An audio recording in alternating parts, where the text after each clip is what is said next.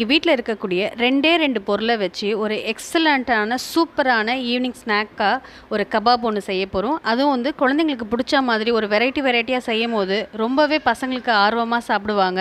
அதுவும் வெஜிடபிள்ஸை வச்சு நம்ம செய்யும் போது இன்னுமே கொஞ்சம் டிஃப்ரெண்ட்டாக இருக்கும் நமக்கு. இதுக்கு தேவையான பொருள் என்னென்னு பார்க்கலாம். இப்போது ஒரு கப் சென்னாவை எடுத்து ஓவர் நைட் சோக் பண்ணி வச்சுருக்கேன். ஓவர் நைட் சோக் பண்ண முடியலனா அட்லீஸ்ட் மினிமம் வந்து ஒரு 8 to 10 ஹவர்ஸாவது சோக் பண்ணுற மாதிரி பார்த்துக்கோங்க. ஒரு கப் அளவுக்கு சென்னானா ஒரு 100 கிராம் அளவுக்கு சேனக்கிழங்கு எடுத்து, கருணைக்கிழங்கு சேனக்கிழங்குன்னு சொல்லுவோம் இல்லையா, பெருசாக இருக்கும் பாருங்கள். அதை எடுத்து ஒரு 100 கிராம் அளவுக்கு தோல் நல்லா சீவிட்டு மண் போக நல்லா அலசிட்டு இதை அப்படியே முழுசாகவே போட்டுடலாம். நம்ம இதை போட்டுட்டு ஒரு 3 விசில் வச்சு நம்ம எடுத்துக்கலாம். இதை நம்ம 3 விசில் போட்டு எடுத்தாச்சு. இது ரெண்டுத்தையும் ஒன்றா போட்டு நல்லா இப்படி மெய்யற அளவுக்கு ஆயிடுச்சு. இப்போ இதை நம்ம கையிலே மசிச்சாலும் ஓகே. நான் ஒரு மிக்சியில் போட்டு ஒரு சுற்றிக்கிறேன். தண்ணி நல்லா வடிகிற அளவுக்கு எடுத்து வச்சுடுங்க.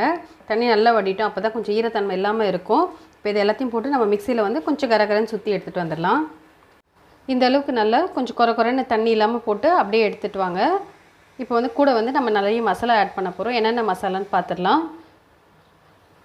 ஒரு பெரிய ஸ்பூன் அளவுக்கு ப்ளெயின் ரெட் சில்லி பவுடர், ஒரு 1/4 டீஸ்பூன் ஆம்ச்சூர் பவுடர், ஒரு ஸ்பூன் அளவுக்கு ரெட் சில்லி ஃப்ளேக்ஸு, 1/2 டீஸ்பூன் அளவுக்கு மஞ்சத்தூள், ஒரு ஸ்பூன் அளவுக்கு சோம்புத்தூள், ஒரு ஸ்பூன் அளவுக்கு கரம் மசாலா தூள், தேவையான அளவுக்கு உப்பு எடுத்துக்கோங்க. இதை போட்டுடலாம். இப்போ இதில் இஞ்சி பேஸ்ட் வந்து ஒரு ஸ்பூன் அளவுக்கு, கார்ன்ஃப்ளவர் மாவு ஒரு டேபிள் ஸ்பூன் அளவுக்கு, ஒரு பெரிய வெங்காயம் எடுத்து நல்லா இந்த மாதிரி பொடியாக நறுக்கி எடுத்துக்கோங்க. கூட குழந்தைங்களுக்கு இன்னும் டேஸ்ட்டாக இருக்கிறதுக்கும் டேஸ்ட்டை என்ஹான்ஸ் பண்ணுறதுக்காகவும் அளவுக்கு இருக்கிற பன்னீர் எடுத்து கிரேட் பண்ணி எடுத்து வச்சுருக்கேன். கூடவே வாசனைக்காக கொஞ்சம் கொத்தமல்லி நல்லா பொடிசாக நறுக்கி எடுத்துக்கோங்க. இதில் இப்போ இது எல்லாத்தையும் போட்டு நல்லா பிசைய ஆரம்பிச்சிடலாம்.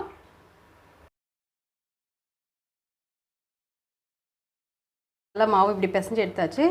என்ன சைஸ்க்கு தேவையோ அந்த அளவுக்கு சைஸுக்கு ஏற்ற மாதிரி நம்ம உருண்டையை பண்ணி எடுத்து வச்சுக்கலாம். உருண்டை நல்லா பண்ணிவிட்டு இப்படி சாஃப்டாக இப்படி உருட்டிக்கோங்க. சாஃப்டாக உருட்டிட்டு இப்படி ஓவல் ஷேப்புக்கு கொண்டு வந்துடுங்க. இது ஸ்டிக் இருக்கோ, நான் இந்த ஐஸ்கிரீம் ஸ்டிக் இருக்கு இல்லையா, அதையே நான் இப்போ இதில் எடுத்து இன்சர்ட் பண்ண போகிறேன். இது இப்படி இன்சர்ட் பண்ணிவிட்டு நல்லா இந்த எட்ஜஸை வந்து நல்லா மோல்டு பண்ணுங்கள், அந்த ஸ்டிக்கில் நிற்கிற மாதிரி.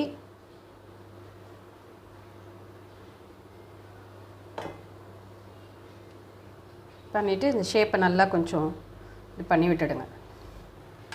ஸோ இந்த மாதிரி நம்ம எல்லாத்தையும் இப்படி பண்ணி எடுத்து வச்சுக்கலாம். குழந்தைங்களுக்கு இந்த ஸ்டிக்கை வச்சு கொடுக்கும்போது கொஞ்சம் இன்ட்ரெஸ்டிங்காகவும் இருக்கும், கொஞ்சம் டிஃப்ரெண்ட்டாக யூனிக்கான ரெசிபியாக ட்ரை பண்ண மாதிரியும் இருக்கும். நம்ம டிஃப்ரெண்ட்டாக பண்ணி கொடுத்தோன்னா எடுத்து அவங்க சாப்பிட்றதுக்கும் ஈஸியாக இருக்கும். சாஸ் அந்த மாதிரி ஏதாவது வச்சு கொடுத்துட்டோன்னா இந்த ஸ்டிக்கை வச்சு அவங்க டிப் பண்ணி சாப்பிட்ருவாங்க. இந்த ஸ்டிக்கில் மட்டும் நல்லா பைண்ட் ஆகிற மாதிரி பார்த்துக்கோங்க. அது அப்போ தான் நம்ம எடுக்கும் போது கொஞ்சம் அதிலே ஸ்டிக்காகி நிற்கும். நல்லா பேன் எடுத்து வச்சுட்டு கொஞ்சமாக ஆயில் போட்டிருக்கேன். ஆயில் போட்டு இப்படி ஃபுல்லாக எல்லாமே இடத்துலையும் ஸ்ப்ரெட் ஆகிற மாதிரி தடவிடுங்க. இது டீப் ஃப்ரை வேணாலும் டீப் ஃப்ரை பண்ணிக்கலாம், ஷாலோ ஃப்ரை வேணாலும் ஷாலோ ஃப்ரை பண்ணிக்கலாம். நான் இப்போ ஷாலோ ஃப்ரை மாதிரி தான் பண்ணலான்ட்டு இப்படி வச்சுருக்கேன்.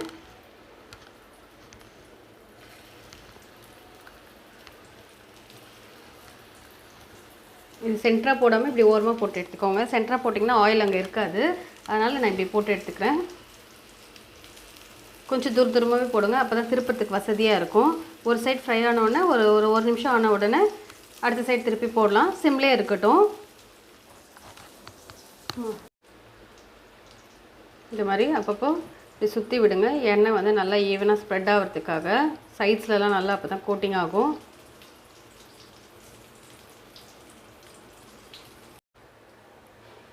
ஸோ நல்லா இப்படி ஃபோர்க்கோ இல்லை ஏதாவது ஸ்பூன் மாதிரி வச்சு நல்லா இப்படி திருப்பி விடுங்க. இதே மாதிரி எல்லாத்தையும் திருப்பி விடுங்க. ஒரு சைடு அந்த எண்ணெய் மேலே கோட் ஆகிற மாதிரி நல்லா திருப்பி விடுங்க. இது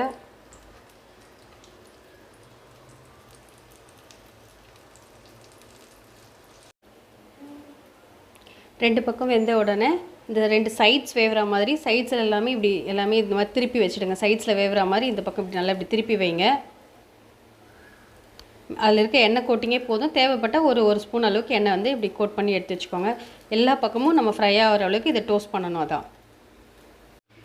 ஸோ இப்போ இது எல்லாமே நம்ம இந்த டோஸ்ட் ஆகிடுச்சு.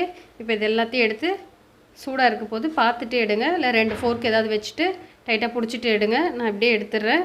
எல்லாத்தையும் எடுத்து நம்ம சுவிட்ச் ஆஃப் பண்ணிடலாம். இப்போது சேனை சென்னா கபாப் ரெடி ஆகிடுச்சு. ஒரு எக்ஸலண்ட்டான ஈவினிங் ஸ்நாக் ரெசிபி இது. ஒரு தடவை இது மாதிரி டிஃப்ரெண்ட்டான ஸ்நாக் ரெசிபியை ட்ரை பண்ணி பாருங்கள்.